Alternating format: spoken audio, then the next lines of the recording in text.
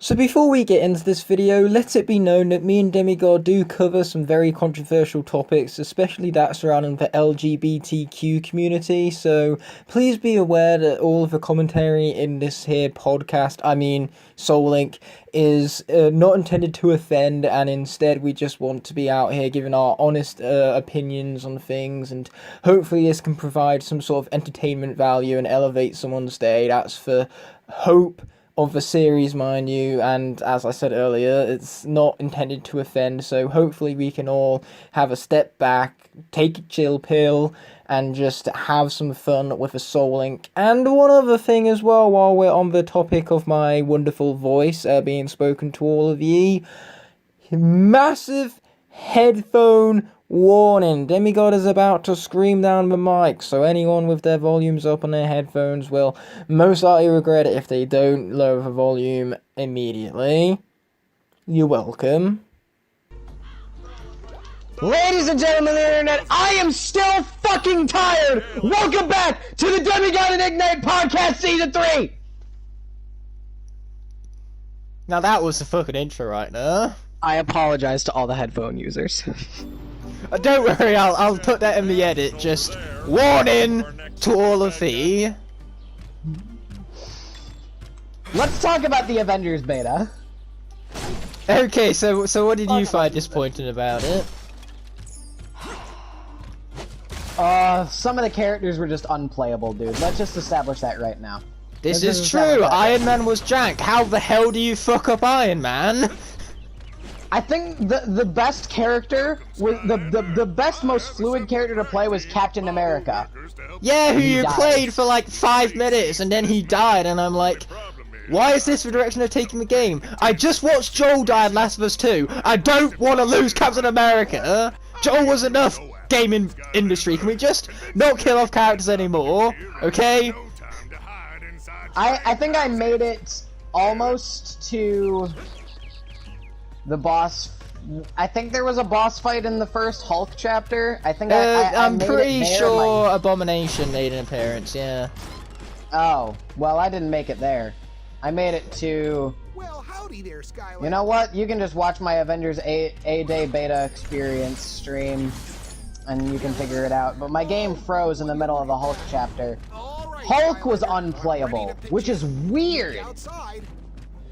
That's weird, don't you think? That Hulk. I know, his jumps were really floaty. What I hate about it is that when you jumped in a certain direction, you couldn't adjust your jump. So, you know, you had to stick to it. So sometimes you'd wind up just jumping in a complete straight line, going to where you didn't mean to go because you wanted to adjust your jump mid-height, and you can't. I'm not scared of nothing, Skylander. Yeah. And what I also hated is the fact that, you know, you have all of these enemies, and yet they're all defeated the exact same way. There's no unique gimmicks on how to defeat them. Like with Skylanders, there are certain enemies that are defeated in certain ways, and I love that. But Avengers Beta, it had no variety whatsoever. And then they introduced this whole live action style, you know, playing with your friends or the AI in live style events. I hate that style! Just give me the fast paced, linear action set pieces that I had in the introduction. Because after Captain America died, the whole thing went so downhill. I think that the only somewhat playable character, or somewhat fluid character, was Cap.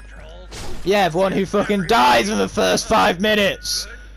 I don't know Taskmaster's design. Can you guys tell that I'm pissed off with gaming industry needlessly killing off characters in the first 5 minutes of my video game? I'm not, I don't know. I thought that I was going to enjoy the game. I wanted to enjoy the game because Spider-Man PS4 was so good. And I know that it's not the same developers, but I thought that it would, you know, Marvel character, I thought that it would at least be good. But no, I couldn't enjoy it, and that's weird because I love these characters. Well, yeah, it's like I said, I would have got it day one if it weren't for the fact that I was disappointed by the beta. Yeah. Well, let's wipe off this negativity. Let's talk about something positive. The fact that I'm finally done with the Last of Us 2 streams, that's gonna make this episode really dated, but I don't give two fucks. Woohoo! No more Last of Us 2. Like, seriously, I was talking about Captain America dying at the beginning of Marvel's Avengers. Video game developers, can I have these characters for more than 2 minutes before you kill them off? Please! Give me at least 2 minutes with them, jeez!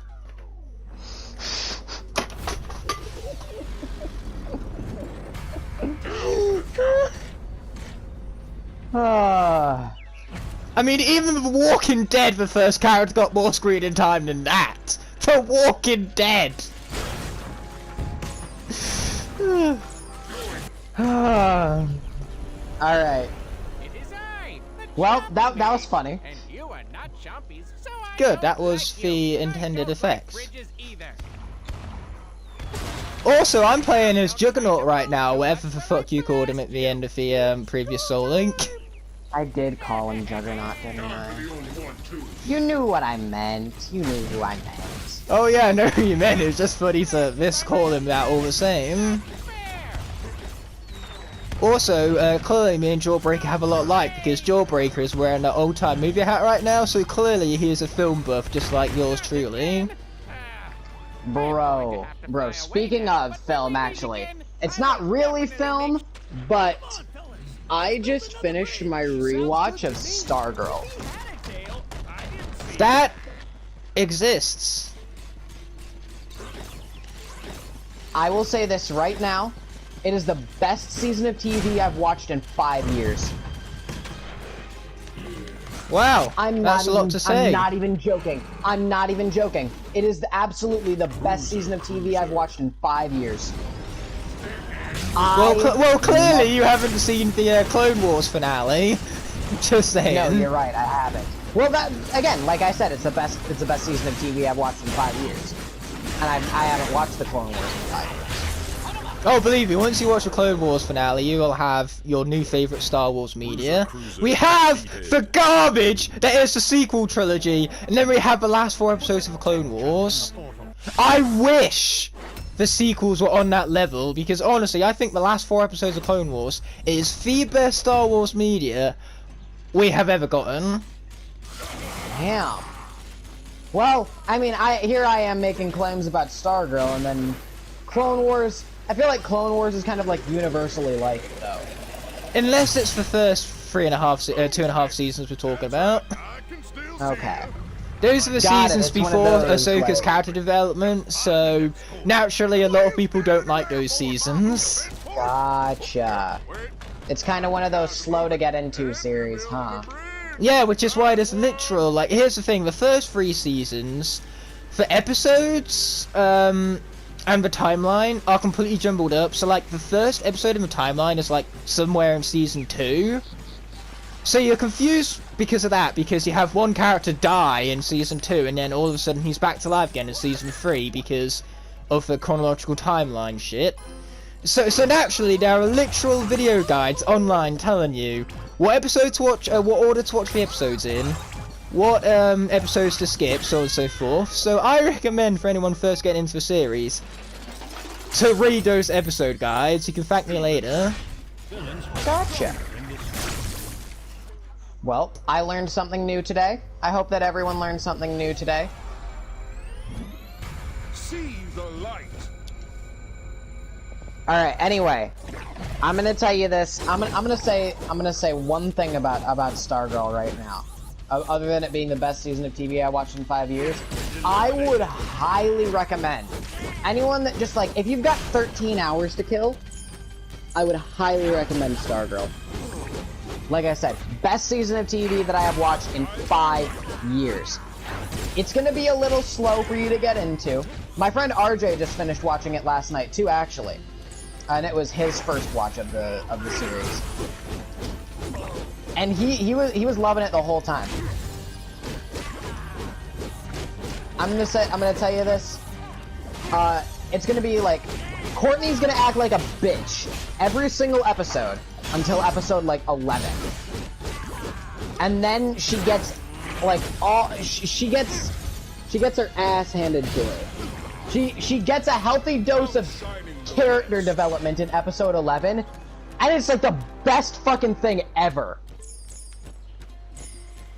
And then Hold the, on. the finale like makes me cry. It warms my heart, dude. That's the last one, Sky. I loved it. And I went into it more hesitant than ever because I just finished the god-awful piece of trash that is Batwoman. Great. Nice going. Head over there. Like, You if ever consider that maybe because you watched that garbage, it makes the other thing look so much better? Side without you. Oh no, I went on. Well, okay, maybe. You know what? That's fine. I'll give you that. You know, I've used that argument for why people like Arrow Season 5, actually, because people had just like Arrow Season 4 was so terrible that Arrow Season 5 being just slightly different enough by comparison means that everyone loved it.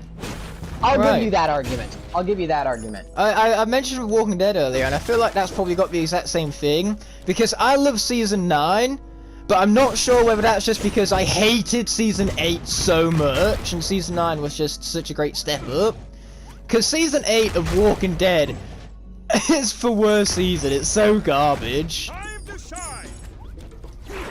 I wouldn't watch Arrow Season 4 then, because I feel like they're garbage for like similar reasons.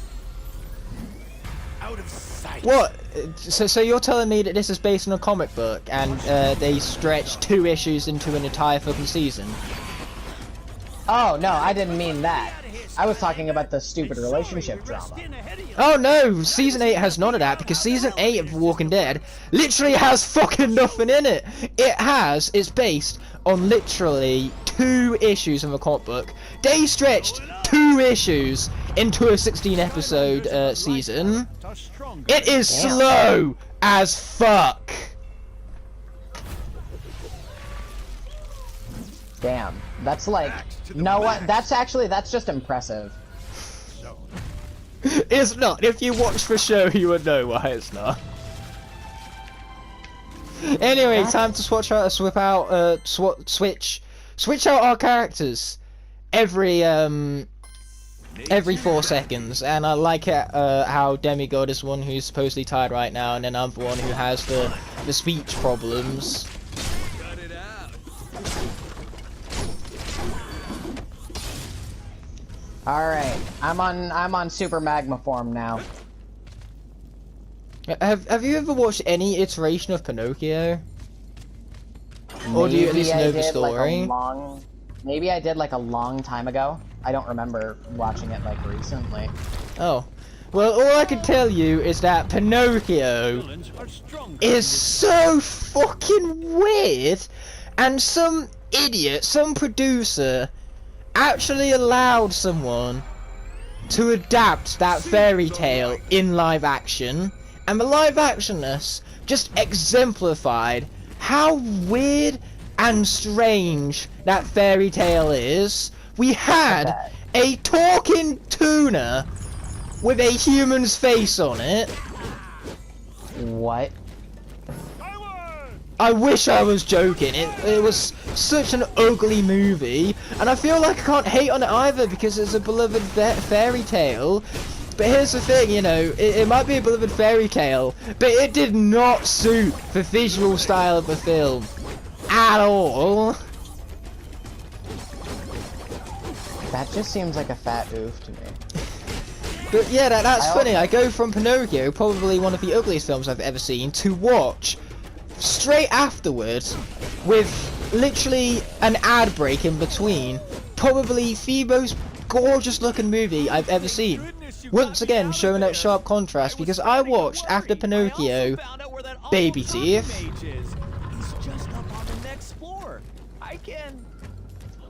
I'm just gonna let that name sink in right now, Baby Teeth. And yet somehow, it is one of my favourite movies ever made. A film called Baby Teeth is a masterpiece. And it's so beautiful.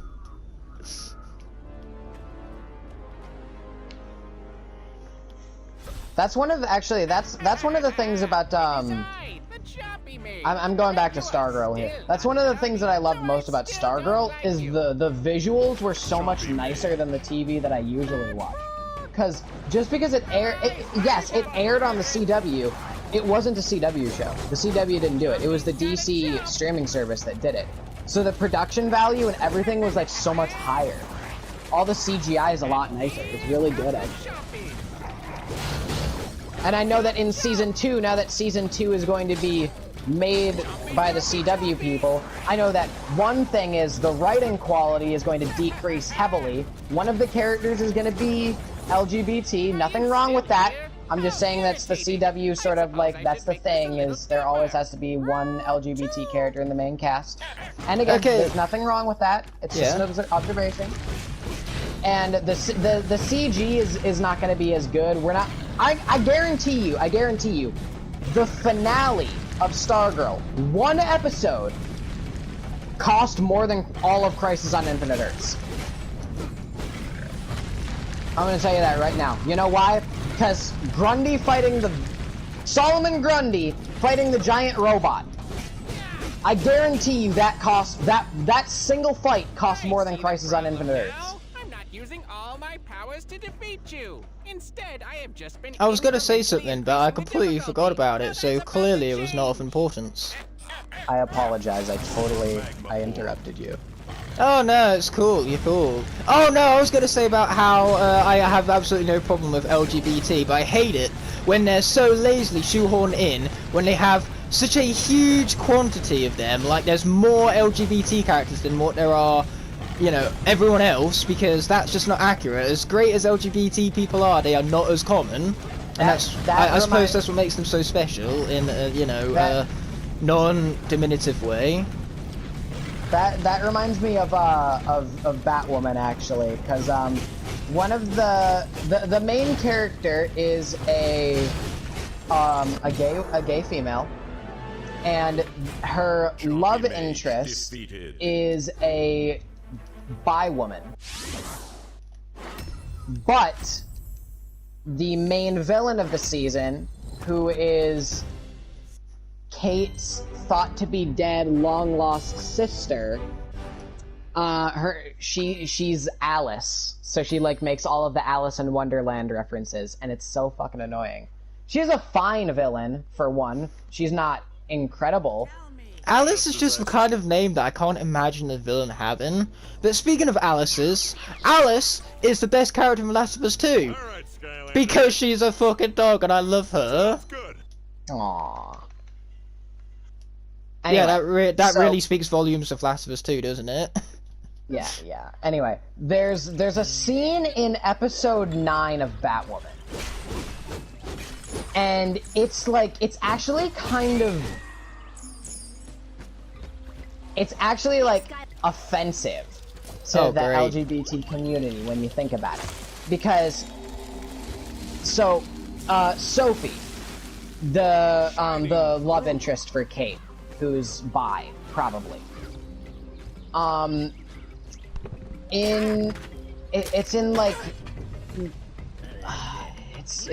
awful, actually. Alice, it's not episode 9, it's one of the episodes. I think I don't know what episode it is. It's one of the episodes. It's an episode that has a number attached to it. Outshining the rest. No, it's episode 11. That's what it is. It's episode 11. Right, that and one. it's actually the most like offensive thing for the LGBT audience. Remember, this is a show with their main character is gay, and they it sort of spawned like this joke with the show, actually, where it's like Batwoman, where it's not okay to be gay, it's required. Because Alice sort of like, she's taunting Sophie because Alice has been captured and she's being held in security in this episode, right? I'm so glad that I talked you out of watching this show, by the way. It was terrible. I would not wish this torture upon anyone else. What can I say except you're welcome? Well, I appreciate that. I would watch Stargirl, though. Hands down. Like I said, I love that show. Anyway. Alice, like, she's trying to get Sophie to admit that, like, she's not really happy with her husband. And she's comparing being in the closet as a gay person to living in hell. Oh. Or to, like, and it's like, Sophie could just be bi, right? And this is a thing that, like, even the writers bring up. I'm gonna avoid Chill Bill here after this bit. Oh wow, I just defeated Shrednut. Your bi also has. Yeah. Well, that's because I fucking speedran Chompy Mage. I was careful of Nightmare. Chompy Mage. I did not want to lose Nightlight, which I didn't. So that's good. That's good. That's always good. Anyway, there's like reviewers online, and the best part of Batwoman, like the only good thing to come out of Batwoman was watching reviews of the show, because it was so, like, the reviews were better than the episodes were. The reviews were better than the show was. I'm serious. And it's like I remember that this one guy, he said, like, all of the, like, there's clearly there's a big fan base for this show that's going to be in the LGBT community, and it's like, it's so offensive that, like, they think the writers, the way that they wrote it and the way that they wrote this scene, they think that, like, if you're a bi person and you're not dating a person of the same gender that you are, it's like you're not being true to your real self. But, like, in actuality, I know that a lot of bi people do go for people of the opposite gender and still live happy, fulfilling lives, and it's just like, oh my god, how Batwoman got confirmed for season 2 is beyond me.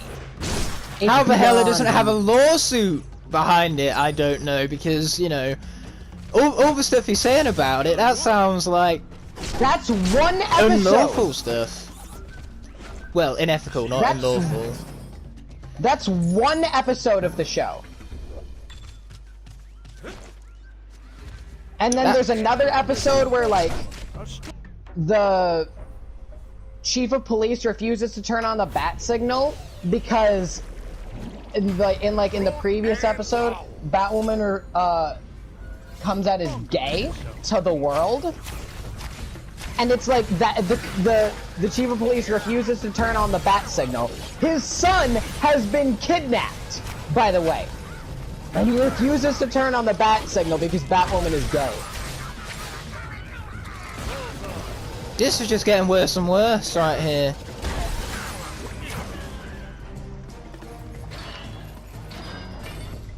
But yeah, sticking with the LGBTQ, whatever the letters are.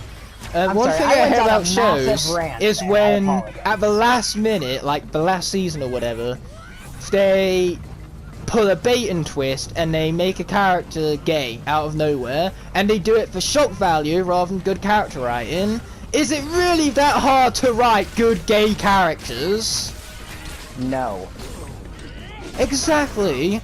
You know, this is why you pay attention to school, because school, you know, a big building you go to where you learn about things, teaches you about ethics.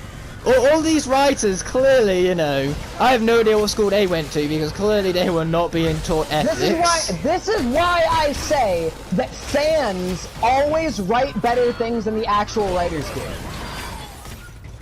Well, yeah, because most of the time, fans of the show, these fan writers are like 20, 21, and they're still in school, so they are learning shit, and they are incorporating all the good stuff that they are learning into their work. Bruh, I'm taking a year off school. I'm taking a year off school. I'm gonna start a series on my channel. You know what, Igknight, you've inspired me. You've convinced me that I need to do this.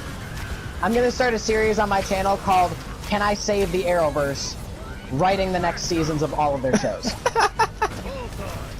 I need to do it now. I need to. Okay, just stop the recording, stop doing it right now. Just press the stop button, forget the souling, go record that. I already have Flash Season 7 written in my head, dude. I already have it written in my head. Well, you know that you know, for writers, absolutely I'm not going to listen to you. I know. In fact, they're It's probably just- going to do the complete opposite of what you write. Or better yet, take it and give you no credit whatsoever.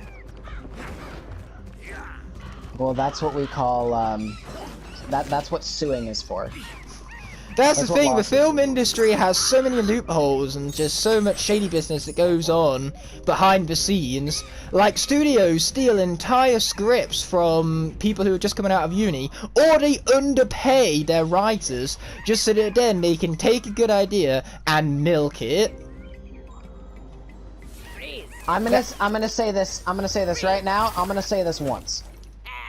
The Flash season 7.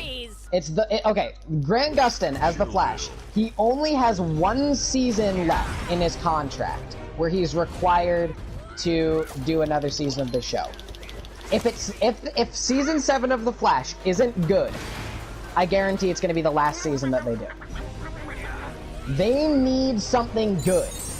Because I'm gonna say this right now, I hate the Flash fan base, I've said this a lot. Oh yeah, The yeah, I fan base- remember what you talked about. They are hypocrites. They are hypocrites. I don't remember you putting it like that. I remember you saying that they are fucking hypocrites, not just hypocrites. Oh yeah, they're fucking hypocrites! That's more like it. Because these people, they're like, oh, we're tired of speedster villains after season 3. Remember, every season after season 3 has been trash. Season 6 was okay. Season 6 was okay. Even though it didn't have a main speedster villain. But I'm gonna say this right now, the same people that are saying that they don't want speedster villains anymore are foaming at the mouth for an appearance from Godspeed or Red Death. 2 very famous speedsters in the comics. Foaming at the mouth. Remember, these are the same people that say that they didn't want to do speedsters as their main villains anymore. Just... And you know what else is the frickin' writers, the more that the fans hate on Iris, the bigger role that Iris gets in every season. Seriously, just kill Iris. No one likes her anymore.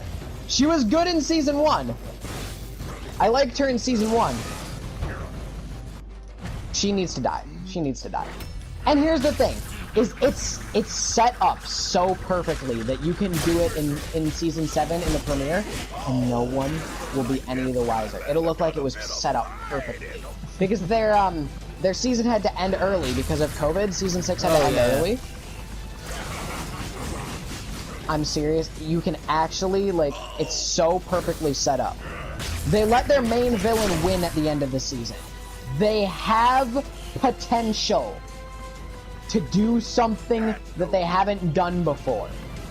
And to they let their main villain win. This is what I think they should do, is they should keep Eva around for the entirety of season 7. They have time to actually write something better than what they would do normally now. But are they going to take advantage of it? That remains to be seen. Well, like I say, a lot of writing in film is bad purely because a lot of writers just don't care about their craft because they are so underpaid and undermined by their, you know, superiors.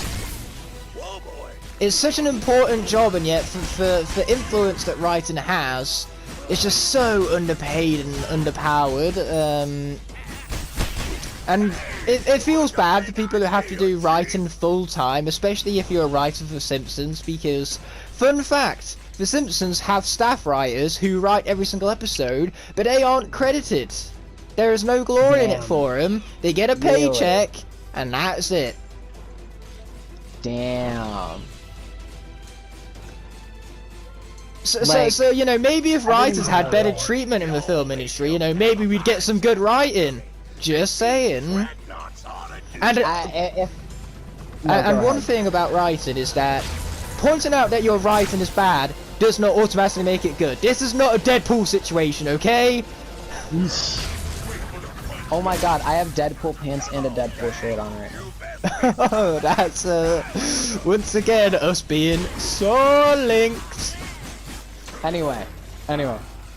like when I'm watching, especially like my Arrowverse shows that I love. Although apparently now it's called the CW verse because Arrow ended after its 8th season last year. Anyway, I'm still gonna call it the Arrowverse. When I'm watching all my Arrowverse shows, I can tell that like the actors that play the characters are fans of these characters and are fans of these shows and are fans of the comics. I can tell. Nicole Maines is like the best example. I could just tell that she was a fan. And it's like the writers don't know or understand these characters at all. And so it's like, why?